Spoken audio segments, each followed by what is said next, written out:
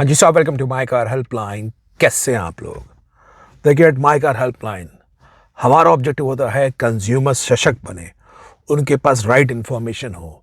और आज का जो टॉपिक है बड़ा कंट्रोवर्शियल है। It's all about the death of diesel cars which are going to happen right by the end of 2026 in the Indian passenger car market. And before I begin the session, थोड़े से facts और numbers के बारे में जान लीजिए। 2013 में diesel car का जो मार्केट शेयर था, इट वाज ऑलमोस्ट 48%। भारत में हर दो में से एक कार बिकती थी डीजल। 2019 में आते आते 1920 के अंदर द डीजल का market share shrink to almost 33%। जो पहले दो में से एक कार डीजल बिकती थी वो हो गई तीन में से एक कार।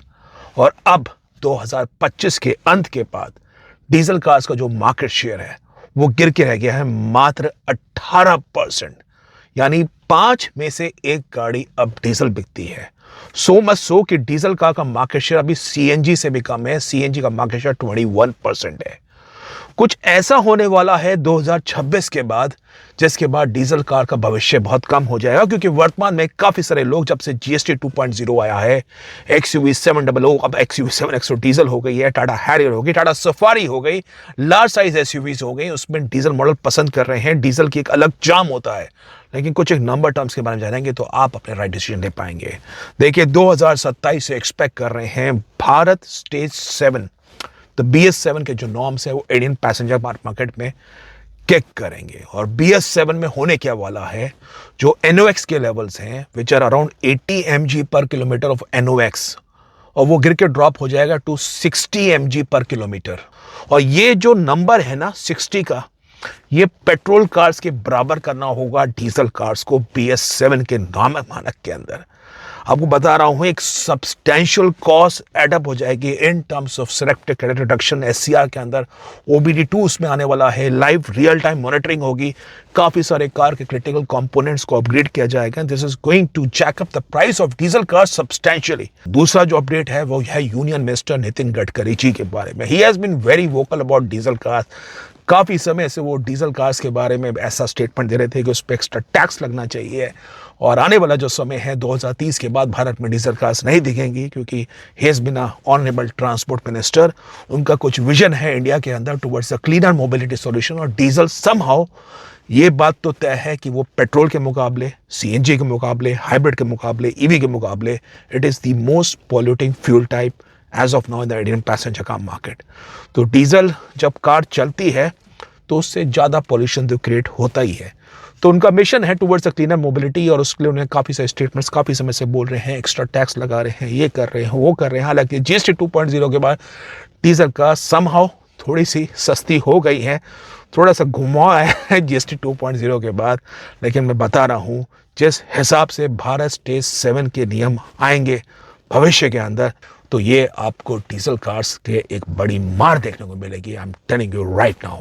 जो अगला अपडेट है, what's all about the cafe 3 norms, that's about the corporate average fuel efficiency norms. Boss, cafe 3 norms के बारे में बात करें, जो उम्मीद कर रहे हैं 2027 में टिक करेंगे।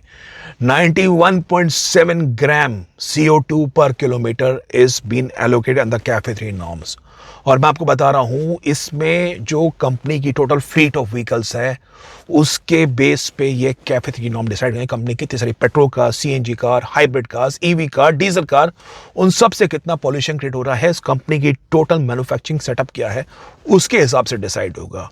और यही वो रीजन है why you are seeing a paradigm shift in terms of Mahindra, Tata, जो हिस्टोरिकली डीजल कार्स में बहुत स्ट्रॉन्ग है। टाटा मोटर्स अब हैरियर में, सफारी में पेट्रोल इंजन लेके आ गई है। ईवी पे अलग उनका फोकस है। महिंद्रा भी एक्सयूवी 700 लोगों को पता है, पहले पेट्रोल इंजन लेके आई, स्कॉर्पियो में पेट्रोल इंजन लेके आई, ईवी पे पूरा फोकस कर रही है।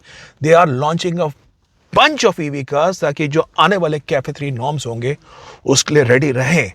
तो आपको बता रहा हूं, जैसे जैसे ये कैफे 3 नॉर्म्स निकट आएंगे, कंपनीज का जो फोकस है वो डीजल पे थोड़ा और कम हो जाएगा। बिकॉज डीजल कार्स, मैं बता रहा हूं, आने वाले समय में they are even going to cost more than the petrol, more than the hybrid, but even more than the electric vehicles also.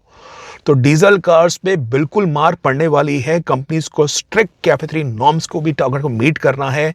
Companies को भारत स्टेज 7 के नॉर्म्स को भी मीट करना होगा। और आपको पता ही है, जैसे हमारे ट्रांसपोर्ट मिनिस्टर गडकरी साहब फ्यूचर विजन दिखा रहे हैं towards a cleaner mobility, diesel car certainly is more polluting, और उस पर बिल्कुल एक मार पड़ेगी। भविष्य के अंदर कंपनीज का फोकस और इन कार्स पे कम हो जाएगा। तो थोड़ा सा इसके बारे में जान लीजिए। टोयोटा भी फॉर्च्यूनर के हाइब्रिड वर्जन को पेट्रोल में लेके आएगी। पहले इनोवा डीजल में ही बिकती थी राइट फ्रॉम 2006 से 2022-23 तक, लेकिन पेट्रोल में जैसे उनका हाई क्रॉस वर्जन आया और उसके बाद 24 के अंत में वहाँ से इनके पेट्रोल की डिमांड स्टार्ट हुई। और आपको बता रहा हूँ Innova Crysta because of the upcoming regulation has been axed out, तो फॉर्च्यूनर भी आपको बड़ी जल्दी हाइब्रिड में देखने को मिलेगी। तो वो एक और आपके लिए अपडेट है। जो चौथा बड़ा अपडेट है बॉस, वो एक कमेटी सेट की थी गवर्नमेंट ने, that's all about the energy transition committee. हालांकि उनकी रिकमेंडेशन बड़ी स्ट्रिक्ट थी।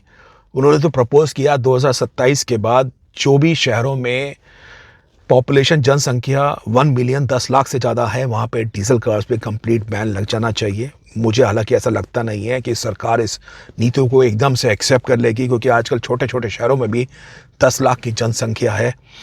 लेकिन मेरा पॉइंट यहाँ पे ये है, जैसे दिल्ली के अंदर बैन लग रहा है towards the life of diesel cars in which they are allowed to drive for almost 10 years, उसके बाद ड्राइव नहीं कर सकते हैं। मुझे ऐसा लगता है 2027 के बाद जब भारत स्टेज 7 के नॉर्म्स भारतीय पैसेंजर का मार्केट में आएंगे, उसके बाद काफ़ी सारे शहरों में because of the falling air quality index, poor AQI, हवा ख़राब है, लोगों को सेहत के लिए बड़ी चिंता है, आपको डीजल कार्स पे सर्टेनली एक बैन देखने को मिलेगा इन top 20-25 cities in terms of they cannot be driven for more than 10 years। तो थोड़ा सा ध्यान रखिए अगर आप डीजल कार्स प्लान कर रहे हैं, क्योंकि सर्टेनली ये जो गाज गिरने वाली है ये डीजल कार्स पे बड़ी बुरी तरीके से गिरने वाली है। आज की तारीख में काफ़ी सारी SUV कार्स, महिंद्रा थार हो गई, जो लार्ज साइज SUVs हैं वो लोग मैचो रूप में देखते हैं। तो साहब उससे जो पांचवा फैक्टर है वो होगा रीसेल के बारे में, फ्यूचर मेंटेनेंस के बारे में। जैसे जैसे डीजल कार्स की डिमांड कम होती जाएगी, काफ़ी सारे शहरों में अप्लाई करना मुश्किल होगा towards the diesel car which are more than 10 years old, उनकी रीसेल पे फ़र्क पड़ेगा, क्योंकि डीजल कार की लाइफ 10 साल लिमिट हो जाएगी। तो बॉस उनकी जो रीसेल फैक्टर है because of all this thing would be impacted in a big way. आपको पता है डीजल कार शहर के अंदर चाहते हैं भारत स्टेज 6 के अंदर, तो उनमें अगर काफ़ी लोग की रिक्वायरमेंट जो बम्पर टू बम्पर यूसेज में होती है उसमें उनके DPF क्लॉक हो जाते हैं। तो जो लोग सिटी यूसेज में वैसे ही डीजल कार पसंद नहीं करते हैं, वो are having maximum city usage, पर जो अब हाईवे में भी इस्तेमाल कर रहे हैं वो हाइब्रिड कार्स को पसंद करेंगे, इलेक्ट्रिक कार्स को पसंद करेंगे। जैसे जैसे गवर्नमेंट आगे EV का इंफ्रास्ट्रक्चर इंप्रूव कर रही है, EV कार्स की रेंज बढ़ रही है, thanks to technological enhancement by Mahindra and Mahindra, Tata और भी कंपनीज भारतीय पैसेंजर मार्केट में देखते हो साल में काफ़ी सारी EV कार्स लेके आ रही है, हाइब्रिड कार्स लेके आ रही है। I am telling you the market is all about the alternate fuel type, but diesel is going to get a bad death. 27 के बाद आपको डीजल कार्स का मार्केट शेयर जो अभी 18% है, that can shrink to 8 to 9% and by 2030 can shrink to 4 to 5%। बड़े इक्का दुक्का रह जाएंगी, कोई उसमें नहीं रहेगा। तो एक कुछ फैक्ट्स थे, फिगर्स थे, आप अपने विचार बताइए, क्या आपको लगता है डीजल कार्स क्या भविष्य कुछ है, आपके कुछ विचार है गवर्नमेंट पॉलिसी के बारे में, what do you think about all this, so do mention the comment box. बाकी माई कार हेल्पलाइन फोरम में आप आके 1-on-1 एक्सपर्ट सपोर्ट ले सकते हैं। अगर कोई कंफ्यूज है कार खरीदने के बारे में, माई कार हेल्पलाइन वेबसाइट को विजिट कर सकते हैं so as to get information about buying cars also. That was all about today's. In case you like the video, vote it, share it, subscribe to My Car Helpline for the very best of updates on the auto sector. Thank you.